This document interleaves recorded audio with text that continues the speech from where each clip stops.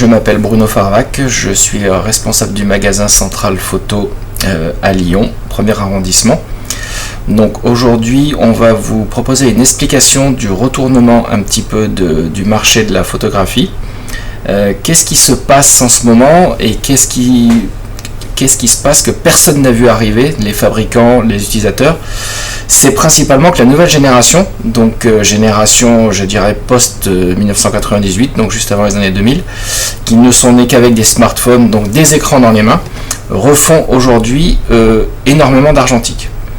Cela nous pose pas mal de soucis, nous, à notre niveau, parce que les laboratoires qui développent les films ne se fabriquent plus depuis les années 2008, car les normes de pollution sont passées par là et les machines ont été arrêtées en fabrication. Ça, c'est la première problématique. Donc nous travaillons aujourd'hui nos développements argentiques, qui soient noir et blanc ou couleur, que ce soit le développement de films ou le tirage papier, sur des machines qui ont plus de 40 ans. Ça, c'est notre premier axe de problématique. Notre deuxième axe, principalement, c'est la fourniture du film argentique, donc le film avec des selles d'argent. Bien entendu, avec l'arrivée du numérique dans les années 2000, plus personne ne voulait de films, donc les usines fermaient les unes derrière les autres. Et aujourd'hui, la demande est telle, il ne reste plus que 2 à 3 usines dans le monde, et peut-être un seul surfacier, donc qui est Kodak, qui fabrique des films. Donc la demande à ce jour est telle qu'on peut attendre la livraison de films entre 6, 12 à 18 mois, selon les références de films. Pour bien réfléchir à tout ce qui se passe en ce moment, il faut se rappeler de ce que nous, on a fait en travaillant des années 90 avant l'arrivée du numérique. C'est-à-dire que tous les reportages que l'on faisait, pour la presse quotidienne par exemple, on devait développer soit dans les toilettes des salles des fêtes, soit dans les toilettes d'endroits politiques et tout ce que ça. On développait nos films dans des cuves, dans des chiottes généralement, où on se planquait, on était dans des chambres noires, on séchait ces mêmes films-là au sèche-cheveux pour aller très vite, et à l'époque on avait un appareil qui s'appelait le Belin, qui était l'ancêtre du scanner qu'on connaît d'aujourd'hui, et on prenait nos négatifs un peu développés n'importe comment en moins d'une heure, et on envoyait ça aux agences de presse, qui après se servaient de ces images-là pour mettre dans ce qu'on appelle la PQR, la presse quotidienne régionale. Donc, ayant vécu tout ça, qui étaient des très belles années, mais qui étaient des années pas faciles, il est vrai qu'on a du mal à comprendre ce retour vers l'argentique et sur la complexité de l'image. N'oublions pas que quand on parle de complexité, il faut aussi parler de l'incertitude à ramener une image. Aujourd'hui, quand on fait une image numérique, que ce soit sur smartphone, sur un appareil photo, on est capable de la regarder, on est capable de savoir si elle est bonne et tout. On est capable de ramener le job à son agence de presse en étant sûr de ce qu'il y a. Les photographes, je dirais lyonnais, Toulouse, Bordeaux, mettaient leurs films dans un TGV, il y avait une personne qui leur ramenait les films, ça remontait aux agences de presse parisiennes, on ne savait pas si les images étaient bonnes, on ne savait pas ce qu'on avait fait, et c'était tous des éditeurs qui décidaient à notre place de l'image qui allait paraître. Aujourd'hui, avec le numérique, il y a quand même une vraie maîtrise de son sujet éditorialiste, où la personne peut décider de l'image qu'elle va envoyer, et elle a une fiabilité totale de l'image qu'elle envoie. Donc il est vrai qu'on a un petit peu du mal à comprendre. Les jeunes nous disent ouais, mais les images qu'on fait au smartphone c'est trop parfait, il n'y a pas le grain. Oui, c'est tout à fait exact, mais si vous regardez un film des années 2000-2005, ou si vous regardez vos cassettes VHS qui étaient en 480, ça veut dire moins de 1/3 de 1 million de pixels, on avait très très peu de netteté, on n'avait pas la définition qu'on a aujourd'hui. Nous, on a toujours été persuadés qu'on pouvait faire cohabiter les deux mondes, à la fois le monde argentique, à la fois le monde numérique. On a travaillé beaucoup en vendant du matos argentique jusque dans les années 2007-2008, où le numérique n'était encore pas terrible en qualité. On avait les premiers réflexes Nikon, Canon qui commençaient à bien se vendre parce qu'on était sur ce qu'on appelle du plein format, donc le négatif 24 par 36, le capteur avait cette même taille-là. À partir de ces années-là, il y a eu un vrai déclin du film argentique, où les appareils numériques étaient quand même vraiment bons, à la fois colorimétriquement, à la fois en qualité. Donc c'est vrai que qu'est-ce qui s'est passé, c'est que le marché a retourné le monde de l'argentique pour complètement le rendre presque néant. Il restait encore un petit peu de noir et blanc, parce que le noir et blanc, on tirait encore à l'agrandisseur, on pouvait le faire chez soi de façon amateur, sans avoir trop de soucis. La chimie couleur est une chimie en 7 à 8 bains pour le négatif, donc personne n'a jamais pu le faire chez soi. Donc le déclin du film argentique est passé avant 2010.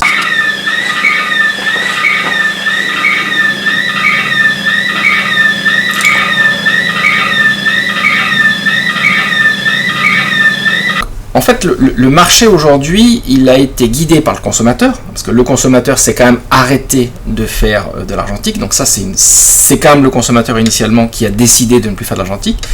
Mais l'industriel, lui, c'est un fabricant. Donc aujourd'hui, quand il vous fabrique un appareil photo, il faut qu'il fabrique 10, 100 000, 200 000 pièces.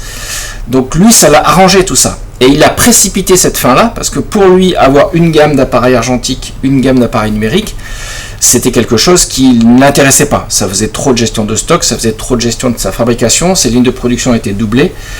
Donc, le consommateur est quand même à l'initiative de la bascule argentique numérique, mais l'industriel, lui, s'est engouffré là-dedans en disant « c'est beaucoup plus simple pour moi, je préfère ne vendre que des appareils photo numériques » et a abandonné complètement la fabrication d'appareils photo argentiques. Donc, même si les gens... dans les années 2008-2010, voulaient s'acheter un appareil photo argentique, techniquement c'était plus possible. Il restait Leica, une marque allemande qui avait encore au catalogue des appareils, mais avec des montants assez élevés, entre 3 et 5 000 euros. Mais les Canon, les Nikon, les Pentax, toutes ces marques-là, toutes les marques japonaises, ont décidé d'arrêter complètement les lignes de fabrication argentiques. Et on ne peut pas leur en vouloir, hein, les volumes étaient tellement faibles que c'était absolument pas quelque chose sur lequel on pouvait leur en vouloir. Aujourd'hui, on est en 2023. Les gens qui veulent ne faire de l'argentique ne font qu'avec des produits d'occasion. Leica garde toujours un appareil photo argentique au catalogue. Nikon n'a plus rien, Canon n'a plus rien, donc on travaille que sur du marché d'occasion en allant du petit compact au réflexe, à tous ces paramètres-là. Je ne peux pas vendre aujourd'hui un appareil neuf argentique à quelqu'un. Alors les industriels sont complètement perdus et on peut ne pas leur en vouloir aujourd'hui. Pourquoi ? Parce qu'en fait, on est quand même sur une génération Instagram. Quand je dis une génération Instagram, c'est que il suffit qu'il y ait des posts Instagram où vous voyez dans un film quelqu'un qui a un Walkman avec des cassettes pour que les jeunes veulent reprendre des cassettes. Le problème de l'argentique aujourd'hui, il est là. C'est que tout le monde aime bien l'argentique, c'est quand même un coût assez élevé hein, pour une génération qui démarre dans la vie. Donc les développements coûtent cher, les films coûtent de plus en plus cher. L'industriel, qu'est-ce qu'il fait ? Il regarde tout ça et il se dit on y va ou on n'y va pas. Qu'est-ce qu'il va faire ? On a des bruits comme quoi certaines marques, je dirais plus confidentielles, que je ne citerai pas pour l'instant parce que les produits ne sont pas sortis, qui ressortiraient des appareils photo argentiques. Mais des marques, comme elles sont plus confidentielles, elles peuvent faire des volumes plus bas que du Canon ou du Nikon. Aujourd'hui, on en est là. Les produits ne sont pas encore sortis, mais c'est des bruits de couloir qui sont en ce moment, où on ressortirait des produits neufs, des refabrications complètes de produits neufs par rapport à la demande aujourd'hui de cette génération post-98-2000. Quid de cela ? On n'en sait rien. Ça veut dire que si c'est un effet de mode, tout le monde va se retrouver le bec dans l'eau et tout le monde aura des appareils que plus personne ne voudra. On va voir dans le temps. Moi, ce qui m'inquiète le plus dans cette histoire-là, c'est vraiment l'augmentation du coût des films aujourd'hui argentiques, qui est un vrai problème. Ça veut dire que Kodak étant tout seul sur le marché, il n'y a plus de réelle concurrence, hein, parce qu'on pense même que Fuji, les films Fuji sont fabriqués par Kodak. Donc il impose une augmentation perpétuelle des prix. On est à peu près à 30% d'augmentation annuelle depuis 3 ans. Donc jusqu'à quand cette jeune génération va accepter de payer ces prix-là. Il existe plein de petites manufactures de films noir et blanc ou couleur, mais qui ont des prix qui sont pas très différents et qui surtout ont une qualité de fabrication et de stabilisation de fabrication beaucoup plus, je dirais, bien plus mauvaise, donc avec des incertitudes. Donc c'est un vrai problème pour les industriels, c'est un vrai problème pour les magasins de photos, parce que les laboratoires qui restent aujourd'hui, qui développent les films argentiques, ils sont débordés. Ils ne peuvent plus répondre à cette demande-là. Les machines sont anciennes, donc elles ne peuvent plus traiter. On était capable de traiter 150 films jour sur ce qu'on appelait des mini-labs qu'on avait dans les magasins. Aujourd'hui, ces machines-là, elles ont 40 ans. Donc elles ont plus de panne qu'avant. Et on n'est plus dans la capacité d'avoir le volume. Ça, c'est la première chose. Et ensuite, les gens qui sont habitués à travailler derrière ces machines-là, eh ben, c'est un peu comme nous, ils ont tous entre 50 et 65 ans. C'est des gens qui sont capables uniquement de travailler sur ces machines-là et qui ne seront plus là après.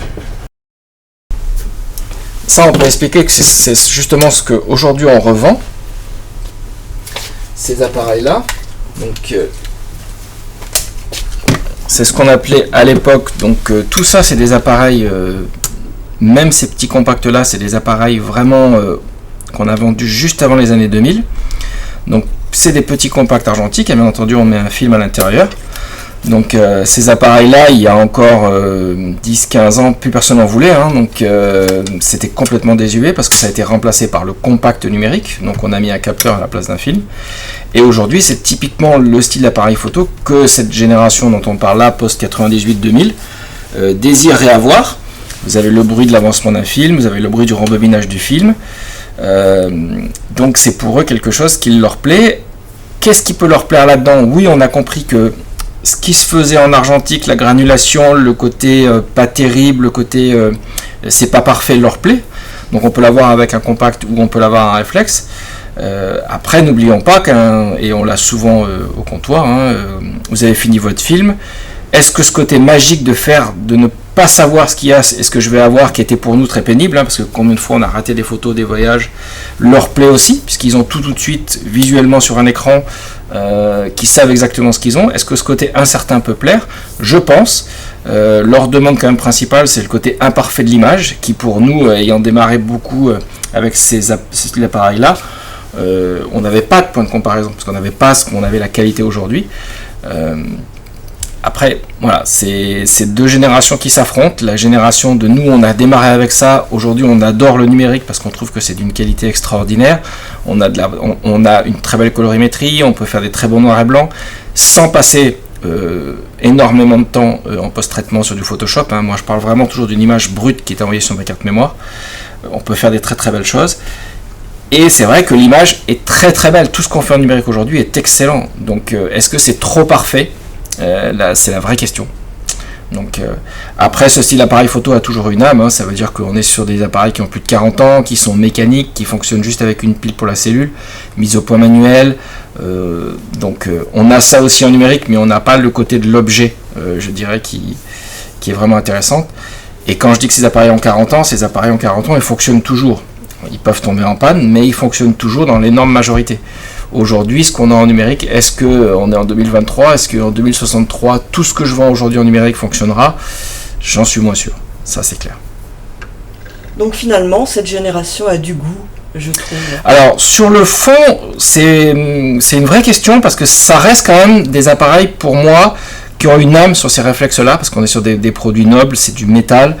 Alors, c'est une vraie question. Est-ce que ce qu'on fait aujourd'hui dans les appareils numériques très très modernes, vous n'avez plus de métal, vous avez du polycarbonate, du magnésium, du carbone, vous avez beaucoup de choses qui font que le boîtier peut être plus léger, voire peut-être plus costaud, mais à l'intérieur, on a un processeur, on a un capteur, enfin c'est un ordinateur, hein, c'est clair. C'est vrai, c'est peut-être une très bonne question. Est-ce que l'objet est très compact, très petit? La question n'est pas dénuée de sens. C'est vrai que au toucher, c'est plus plaisant, ce style d'appareil-là, qu'un appareil moderne. Après, ce qu'on ramène avec est complètement différent. L'incertitude de ramener quelque chose est aussi complètement différent. Ça veut dire qu'on avait quand même énormément de casse sur un boîtier argentique. Hein.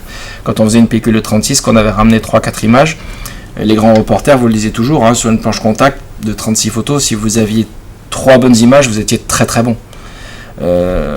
Donc c'est aussi une réelle évolution là-dessus. C'est pas évident, il y a plein de questions qui se posent.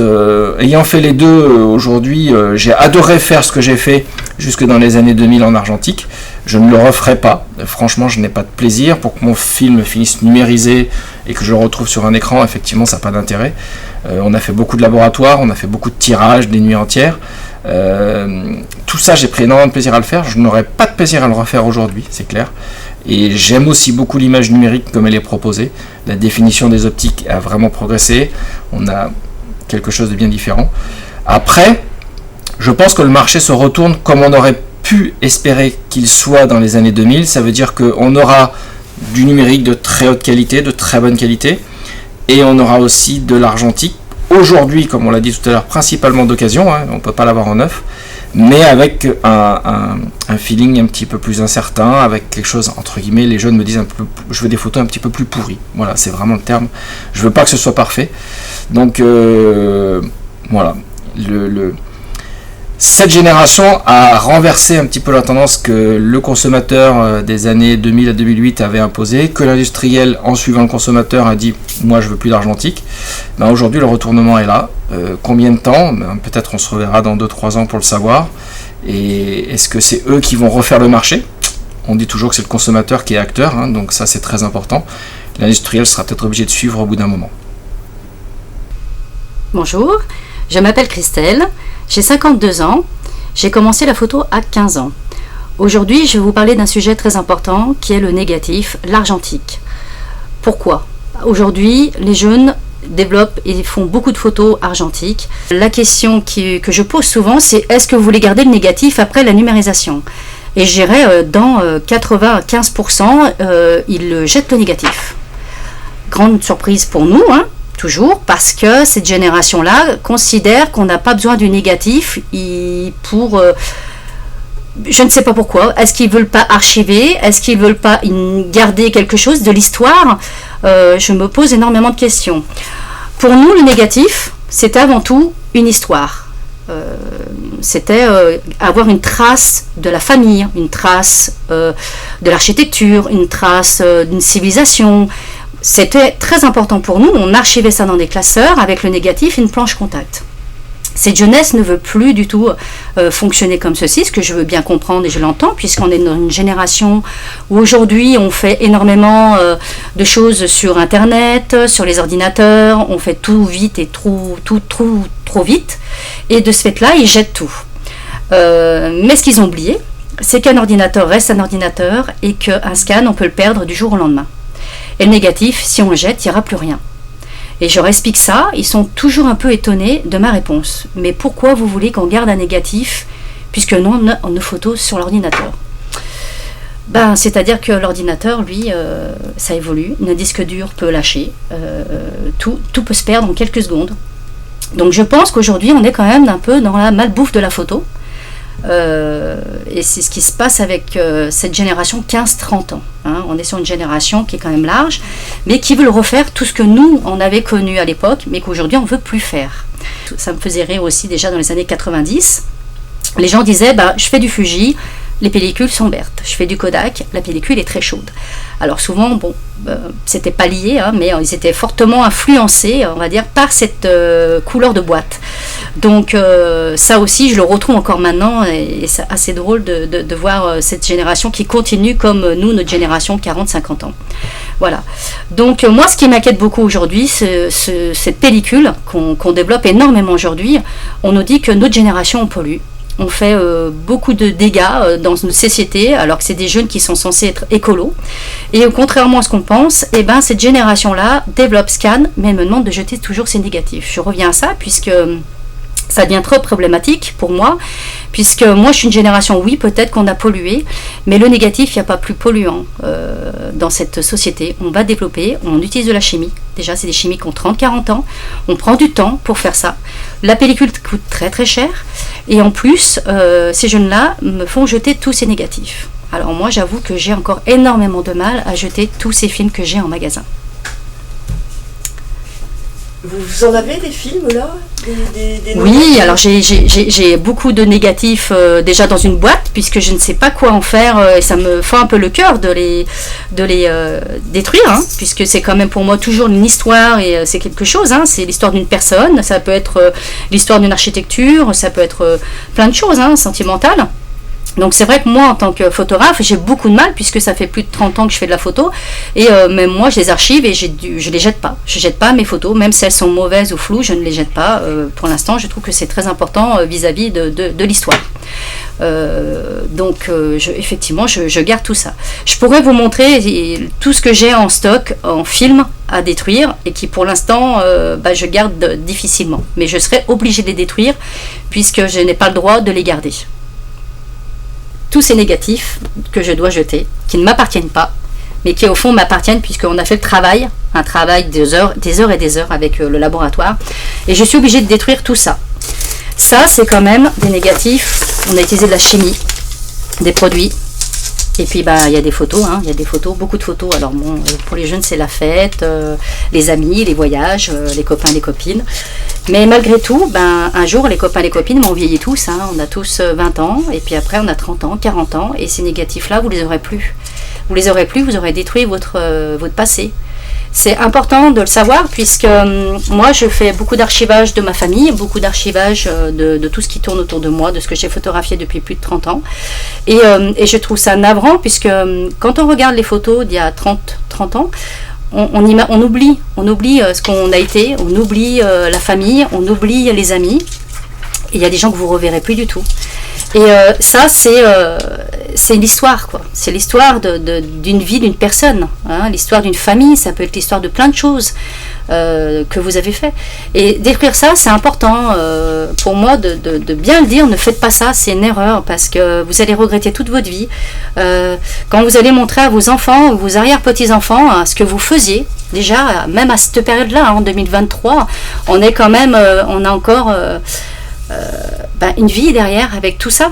Donc gardez cette trace là, arrêtez de polluer aussi parce que moi ma génération, certes j'ai pollué parce qu'on n'avait pas toutes ces possibilités d'enseignement sur l'écologie et ce système là. Aujourd'hui c'est important de faire ça. Voilà, gardez-le, vos négatifs, vous ne regretterez pas et vous serez content de me revoir dans quelques années, dans 20-30 ans, de me dire ah bah elle avait raison, d'archiver et de garder ça pour mes enfants. Voilà. Alors voilà, la génération non-ex, voilà ce que ça donne. Ça donne un petit mois de négatif abandonné par les clients au comptoir quand ils me disent je ne veux pas me récupérer mon négatif. C'est toujours à ma grande surprise malheureusement, mais je n'ai pas le choix puisque c'est pas mes photos, ce n'est pas mes clichés et c'est pas mon histoire. Donc j'avoue que je suis toujours un petit peu étonnée de voir ces négatifs abandonnés et de devoir les détruire. Alors qu'à la base, quand on fait du négatif, on est des passionnés d'argentique et on est impatient de les attendre et de les avoir. Donc voilà, c'est une génération de 15-30 ans qui souvent me demande de développer et numériser. Pas forcément de demander des tirages papier ou quoi que ce soit, parce qu'ils ne veulent pas de traces en fin de compte de tout ça. Plus de support papier, plus rien, on numérise. Donc, quel est l'intérêt? J'essaie de la comprendre tous les jours au comptoir. Et tous les jours, je vois ces jeunes au comptoir, je leur dis, mais pourquoi vous jetez vos négatifs? Pourquoi vous ne les voulez pas? Et eux-mêmes sont étonnés, ils disent, mais pourquoi vous voulez que je les garde? Qu'est-ce que je vais en faire? Et si, qu'est-ce que vous allez en faire? C'est votre vie, c'est votre vie, c'est vos histoires. Chacun a une histoire dans sa vie de famille, dans ses voyages, sur un lieu. Tout a une histoire. Tout a une histoire dans la vie. Et vous avez 20 ans, et comme moi, un jour vous aurez 50 ans, et vous allez vous dire, mais qu'est-ce que j'étais bête de jeter tous ces négatifs? Puisqu'aujourd'hui, mes enfants ou mes arrière-petits-enfants me redemandent des photos, et je n'ai pas de négatifs. Et même si un jour ils vous demandent des photos, ils me disent ah bah mince, mon ordinateur il a lâché, mon disque dur aussi, j'ai plus rien, voilà. Donc oui, ces négatifs, ils sont ici, ils vont être détruits malheureusement. J'en ai pour des mois parce que j'ai plein de cartons de partout avec ces photos-là abandonnées des clients qui ont payé tout d'avance. Il n'y a pas de problème, ils payent leurs négatifs, ils payent leurs pellicules, ils payent tout. Mais à la fin, le résultat, l'argentique est abandonné en fin de course. Alors là, grand étonnement quand même, parce qu'on est là dans la malbouffe de la photo. On est vraiment... je la comprends pas tout à fait, cette génération-là. Nous, on est maintenant une génération, on fait très peu d'argentique, on doit faire 3-4 films dans l'année, parce que justement, on trouve que l'évolution du numérique est assez impressionnante, et c'est très enrichissant en même temps, sur les ordinateurs, on fait beaucoup de choses, et cette jeunesse-là, non, ils veulent revivre les années 70-80 qu'ils n'ont pas vécu.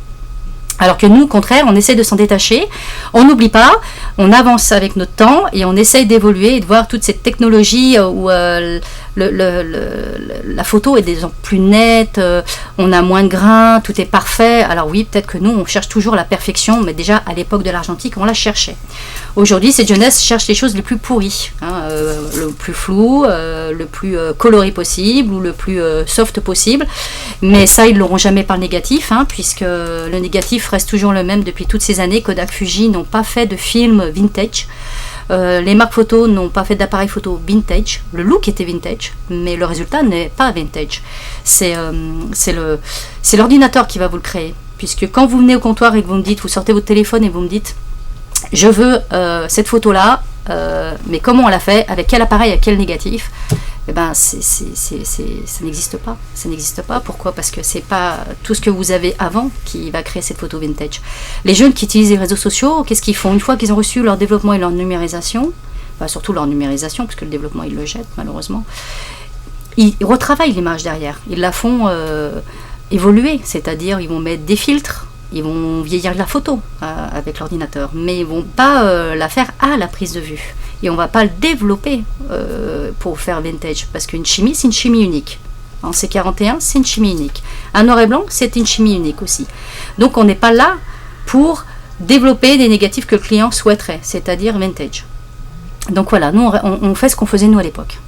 Donc pour vous dire que si vous voulez de la photo vintage et tout ça, déjà gardez vos négatifs, parce que ça c'est important, hein, l'histoire sera importante dans quelques années. Quand on voit les photos de famille qu'ils n'avaient pas de négatif, on était sur des plaques de verre, et qu'après on n'avait que des photos, parce que moi j'ai des vieilles photos de famille mais je n'ai pas de plaques de verre, j'ai juste des photos. Pas de négatif, puisqu'à l'époque ça coûtait très cher. C'était de luxe de faire de la photo à l'époque. Nos grands-parents, ça leur coûtait très très cher d'acheter un appareil photo. C'était des familles bourgeoises qui avaient des appareils photo, qui avaient les moyens de faire de la photo.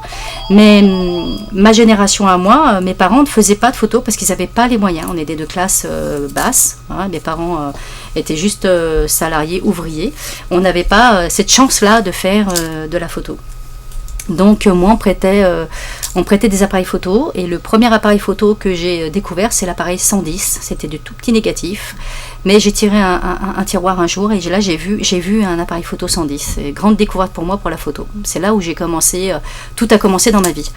Et de découvrir après un appareil réflexe 24-36, de découvrir un laboratoire, de découvrir l'image, hein, c'est-à-dire un moment dans votre vie, une situation dans votre vie, c'est important. Donc voilà, cette génération qui soi-disant ne pollue pas, et qui moi pollue en fin de compte, hein, puisque j'ai 52 ans, je dois polluer apparemment beaucoup plus que vous. Et vous me faites souvent des remontrances au comptoir en me disant, mais vous, votre génération, vous avez pollué la terre, vous avez fait ci, vous avez fait là. Eh ben, j'en suis pas si sûre aujourd'hui, hein, parce qu'on fait de la morale à notre génération à nous, hein, et qui pollue le plus aujourd'hui? Eh ben, je pense que c'est vous. Vous polluez par ces négatifs, de jeter des centaines et des centaines de négatifs. Je ne suis pas la seule photographe à Lyon de dire ça. Je connais plein de laboratoires à Lyon, et ils jettent tous les négatifs, et ils sont désespérés, et ils ont tous mon âge. Et ils disent pourquoi ces jeunes-là jettent les négatifs et les photos, alors que c'est eux à la base qui sont venus acheter. Ils disent toujours que les pellicules sont chères, que les développements sont chers, que tout est cher, pour au final finir dans la poubelle. Donc là... j'essaie de la comprendre, cette génération, puisqu'on essaie toujours, nous, de comprendre ce que les jeunes cherchent et veulent vraiment. Et je pense qu'ils ne savent même pas, eux, ce qu'ils veulent faire avec leurs photos. Voilà. Donc ça, c'est un souci aujourd'hui, cette génération. J'aime pas dire trop génération, parce qu'il y en a toujours un peu que je stigmatise, mais je ne suis pas là pour ça. C'est juste pour alerter en disant, faites comme nous, quoi. Prenez des classeurs, faites une planche contact, retournez-y dans 10 ans, 20 ans, 30 ans, et vous allez voir que vous allez vous marrer en fin de compte sur vos négatifs. Vous allez dire, ah ouais, quand j'étais jeune, je faisais ça. Quand j'étais jeune, il y avait ça. Et vous allez dire, en fin de compte, c'est pas besoin d'attendre les années 70-80 pour vivre cette situation-là. Vous allez la vivre dans 10, 20, 30 ans, tout le temps. On la vit toute notre vie, puisque on est nostalgique toute notre vie en fin de compte, parce qu'il y a plein d'époques qui se vivent et qui sont extraordinaires. On a chaque période de sa vie, on a des innovations. On a développé l'argentique. C'est fabuleux l'argentique. C'est fabuleux aujourd'hui le numérique. Le numérique aujourd'hui, on ne se rend pas compte, mais on peut faire exactement la même chose sans négatif. On peut mettre ses photos sur Internet, mais on passe d'abord sur un Lightroom, un Photoshop, un système où on va pouvoir faire évoluer sa photo numérique et faire la même chose que vous, mais sans gaspillage. Donc, je ne dis pas d'arrêter l'argentique, pas du tout. Mais pensez que quand même, dans quelques années, vous n'allez plus avoir vos négatifs. Et ça va vraiment vous manquer, je vous le dis. Parce que moi, je vous mes placards, et quand je vois tous mes classeurs, je me dis oui, ça prend de la place. Oui, c'est compliqué de tout gérer. Mais sincèrement, c'est tellement extraordinaire de se replonger, hein, des week-ends, des jours de pluie, où vous êtes dans vos négatifs, vos planches contact, où vous vous dites, ah ouais, mais là, j'avais 10 ans, quoi. Là, j'avais 20 ans. Et je reconnais même pas mes parents, parce qu'on a tellement tous vieilli que ben, c'est passé vite le temps. C'est passé très très vite. Et ça, toute votre vie, vous allez regretter ce geste-là. Toute votre vie, vous allez vous dire, mais qu'est-ce que j'étais bête à 20 ans de faire ça. Mais on peut être bête à 20 ans et puis s'arrêter et se dire, bah non, maintenant j'arrête. Je vais récupérer mes négatifs, je vais les classer et je montrerai ça dans quelques années. Qu'est-ce que c'est tout ça? Ben ça, c'est... déjà, les 2 premiers cartons, c'est uniquement sur 4 mois, où les gens ne sont pas venus chercher leurs films et leurs pellicules. Je ne sais pas si un jour ils passeront. Voilà, donc pour l'instant, bah, j'ai rien fait, j'attends. Et puis ça, heureusement maintenant, on va dire, j'en ai moins qu'avant, parce que j'ai quand même jeté 30 ans de pellicules. Et là, je les garde depuis 3 ans, 4 ans. Il y a moins de choses. Alors aussi, du fait que je fais payer avant, maintenant les gens viennent. Mais j'ai encore quelques films et photos de famille ici. Les gens ne sont pas venus chercher. Donc, toujours du mal, évidemment, à jeter ces films-là, ces travaux photos que les clients ne viennent pas chercher. Ou ils ont oublié, ou ils ont perdu le ticket pour venir chercher leurs photos.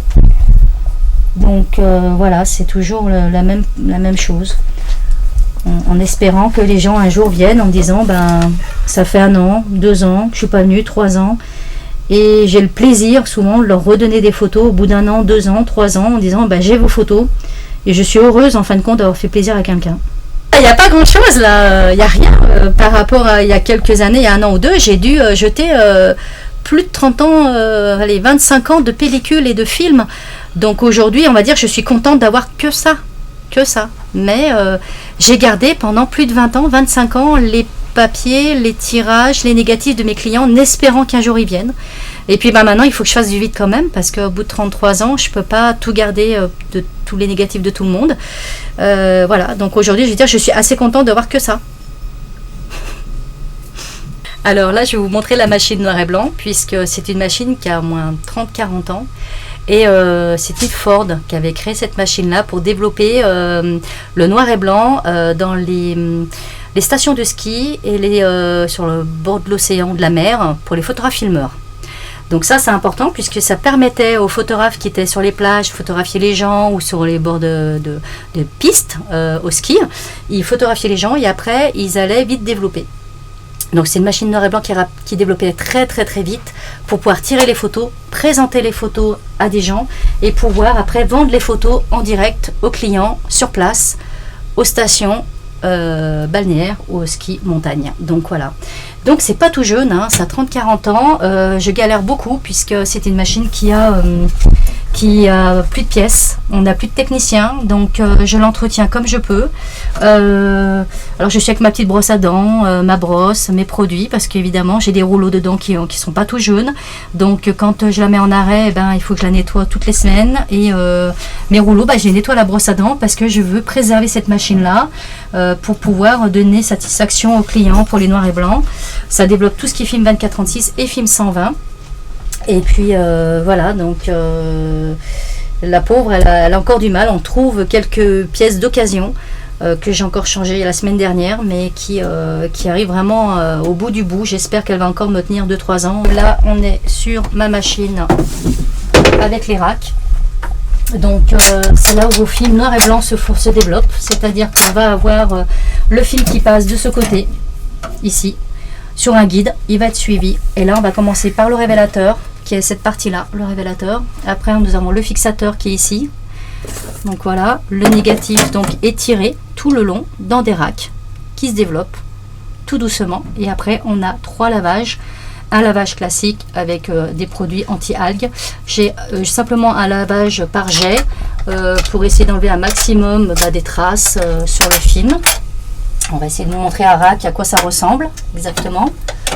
Voilà, vous allez voir ce que ça donne si j'arrive à enlever mon petit taquet. Donc là, je vous montre un rack sans passage. Voilà, donc le négatif passe là-dedans, hein, et là il y a les petits jets qui permettent de nettoyer votre film correctement. Et après, on va repasser sur un rack avec de l'agent mouillant qui lui va relaver votre négatif, toujours en passant dans les rouleaux ici. Donc ça, il faut savoir que c'est très vieux, hein. C'est des machines qui aujourd'hui, j'ai plus de technicien, je n'ai plus rien, donc je me débrouille moi-même pour tout nettoyer. Voilà, et après, on va avoir le film qui va sortir du l'agent mouillant, il va passer dans la grosse sécheuse qui est à l'intérieur ici pour sécher votre film, et le film va sortir de ce côté-là. Voilà, dans un bac de réception. Le noir et blanc, ça se passe comme ça. Alors on a à peu près les mêmes machines hein, en couleur. Il y a en plus le blanchiment, parce que moi j'ai un révélateur, j'ai un fixateur, j'ai du lavage, j'ai de l'agent mouillant et j'ai le séchage. La couleur, vous avez un truc de plus, c'est le blanchiment. Voilà, le blanchiment, nous on n'en a pas du tout en noir et blanc. Mais c'est le même principe de développeuse. On peut développer 2 films à la fois par le guide qui est accroché, donc qu'on met dans la machine. C'est ce guide-là. Voilà, et on accroche donc le négatif, enfin pas le négatif, mais la cartouche qui est ici, on l'accroche ici et ça vide la cartouche dans la machine. Voilà, dans le noir total évidemment, puisque le négatif, ce que pensent beaucoup de jeunes, c'est que le négatif doit être développé dans le noir total. Ils pensent toujours qu'on peut le développer en plein jour ou qu'on peut regarder les photos en plein jour. Alors ce n'est pas le cas, hein, puisque le souci que j'ai aussi, c'est que la génération 15-30 ans pense que le négatif, quand ils ont un doute, ils me demandent si on peut voir le négatif dans le noir, s'il est bien exposé ou pas. Mais je suis comme tout le monde, dans le noir, je ne vois rien. Donc le négatif, quand je le développe, je le développe dans ma machine, dans le noir total, et je vais voir le résultat après. Alors certes, quand il y a un film vierge, je ne peux rien faire, je vais développer le négatif, c'est mort, il faut recommencer une nouvelle pellicule. Voilà. Donc ça fait partie aussi des choses que les jeunes ne comprennent pas, ce que c'est qu'une émulsion, un film. Ils pensent que voilà, n'importe qui peut aller dans le noir et dire est-ce que tu peux me dire s'il y a des photos sur ma pellicule pour que si elle est vierge, je la recommence. Ben non, ça marche pas comme ça malheureusement. Vraiment, ce serait trop facile pour tout le monde. Donc, on est obligé de développer. Donc, on perd du film aussi et on perd tout. Voilà. Je trouve que c'est plat le numérique. Alors effectivement, c'était plat au départ. Mais comme toute nouvelle technologie, ça manquait effectivement de... C'était un peu mou, mais comme toute image, il fallait la travailler de toute façon, donc il y aura ajouter du contraste. Mais depuis maintenant 20 ans que le numérique existe, on arrive maintenant avec certains capteurs à retrouver de la profondeur. Par exemple sur mes images faites en Éthiopie, alors c'est amusant parce qu'il y a à la fois des images faites au Sony et des images faites avec l'iPhone. De loin, effectivement de près on s'aperçoit des pixels, la qualité de l'image est quand même meilleure sur le Sony, heureusement, mais on a quand même de la profondeur. Moi je trouve qu'on arrive aujourd'hui à avoir du volume et surtout on a aujourd'hui avec le numérique, on a pléthorique de papier de grande qualité, de papier canson, de papier annuleux, de papier japon, de papier glacé, de papier barité.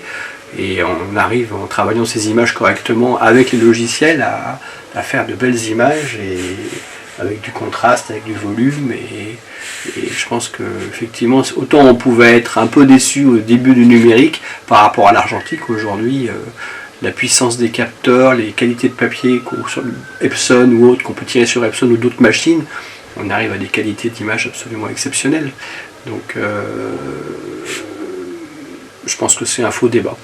Je pense que l'argentique, effectivement, il y a toujours ce côté magique de voir apparaître une image dans un révélateur, de tirer par la transparence, d'avoir effectivement cette matière particulière, mais encore faut-il derrière pouvoir la vendre, trouver des gens qui apprécient effectivement encore ça, et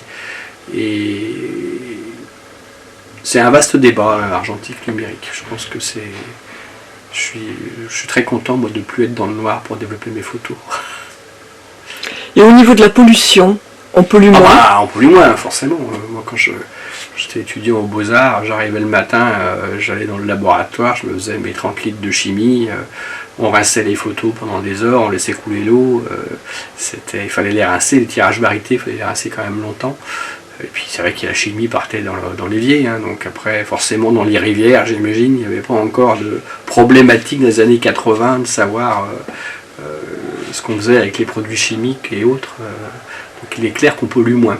Alors on pollue différemment avec le numérique, avec les encres, mais je pense que les encres sont moins polluantes quand même que les chimiques qu'on utilisait, que ce soit pour le noir et blanc ou même pour le 6 ou le C41, ou les chimies couleurs qui étaient à mon avis encore plus polluantes que les chimies noir et blanc.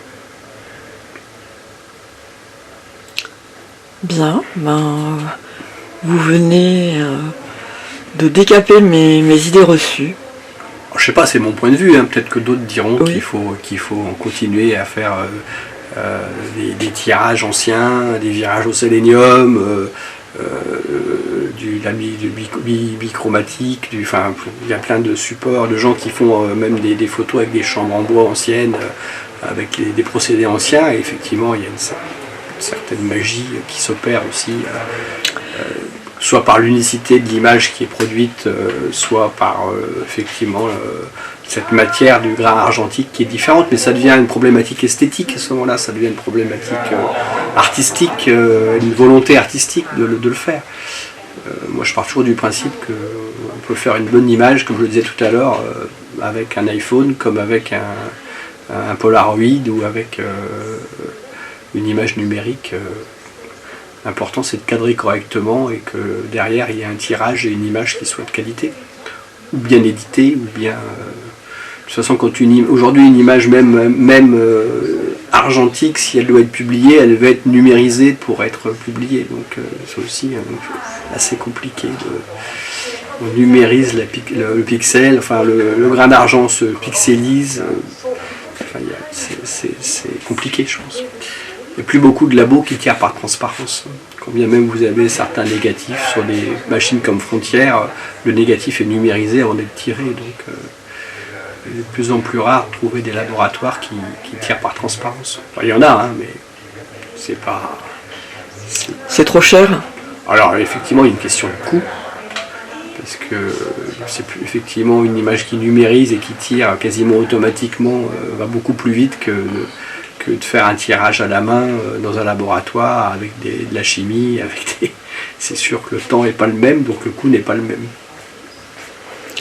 En fait, moi ce que je cherchais, c'était au moment du tournage, de prendre des photos, de revenir à la source. C'est-à-dire l'argentique, pour moi, avec un appareil argentique, je reviens à la source de la photo. Oui. Bah, la source, à ses débuts. Elle peut être même encore plus lointaine. Hein, des empreintes, des feuilles d'arbre posées sur un support sensible, des rayographies de Man Ray. Enfin, c'est tout un rapport à la surface sensible, la photographie. Où commence la photographie, en fait? Écrire avec la lumière, étymologiquement. Donc, on peut écrire beaucoup de choses avec la lumière, et avec plein de supports.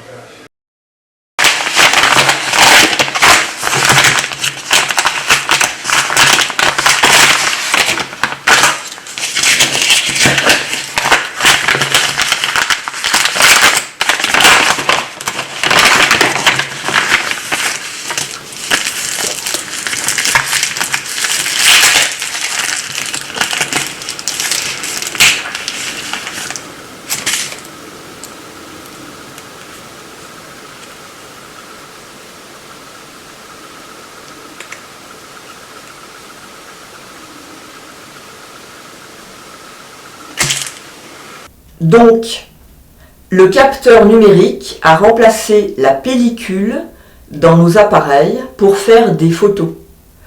Qu'est-ce que c'est qu'un capteur numérique? C'est une puce électronique très sophistiquée qui est constituée de plein de choses. Tout d'abord d'une plaque de photosites, plein de photosites, tous identiques, qui sont des petits puits de silicium qui vont réagir à la lumière. C'est une opération photoélectrique qui est très compliquée, je ne vais pas rentrer là-dedans. Donc chaque photosite va recevoir une quantité de lumière particulière. On va lui donner un numéro à cette quantité de lumière qui va aller de 0 à 255, c'est-à-dire du blanc au noir, parce que les photosites n'enregistrent pas la couleur. Ils enregistrent que le blanc, le gris et le noir. Par-dessus cette plaque de photosites, les industriels ont rajouté un filtre de Bayer, du nom de son inventeur. Voilà, donc ce filtre, ce sont une plaque aussi, un filtre de petits carrés rouge, vert, bleu. Un photosite va être surmonté d'un petit carré bleu, un photosite va être surmonté d'un petit carré rouge, celui d'à côté d'un petit carré vert. Voilà. Et quand le photosite reçoit du vert, il va donner aussi un numéro, et ainsi de suite. Donc on va se retrouver avec plein de chiffres, de nombres, je vous l'ai dit, c'est la numérisation. Et là-dessus, les industriels ont fait des algorithmes, chaque industriel a le sien, qui va mélanger, mixer tout ça pour faire un pixel, 2 pixels, 3 pixels, des dizaines, des centaines, des milliers de pixels.